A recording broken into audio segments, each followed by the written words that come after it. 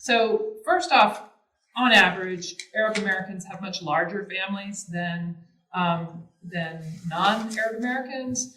And although historically they're moving into houses in like East Dearborn that Polish families and Italian families that were also very large used to live in,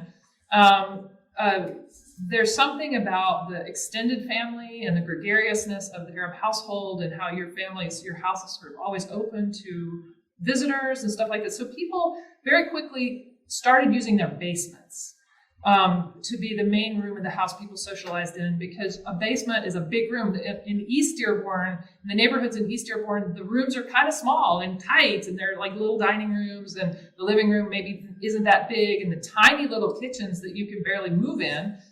So people found that if they put a kitchen down in the basement, then the mom could be cooking food with all her kids while they're doing homework after school, and if the neighbors come, you could have a big open space where everybody could be together. So first, the first thing I started noticing in Dearborn was, and writers, Lebanese visitors who came in the 80s, I can't think of his first name, there's a scholar from Beirut, his last name is Beydoun, who wrote a book about Dearborn. It's called Vintage Bale, Michigan. And he like talks about going in to visit the homes of the Lebanese in Dearborn, and on the first floor of the house, everything was covered in plastic and you couldn't sit on any of the furniture. And maybe the kitchen didn't even have a stove in it or a refrigerator. But down in the basement, it was this big, happy, warm, welcoming space.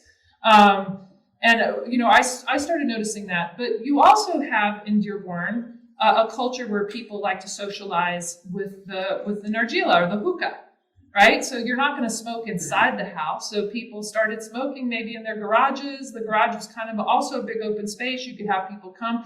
I know a former firefighter of Dearborn used to always say that he said if people would call him up and say, my neighbor's garage is on fire, he would say, do Lebanese live there? And if they said yes, he was like, don't worry about it. Because people went from smoking the nargila in their garages to, maybe on a day when it wasn't quite warm enough to be outside, they would be grilling in their garages. So they started grilling in the garage and it became a space. So, some people say they're the man cave. Some people say they're the sahra, the place where you have the sahra, where you hang out in the evening.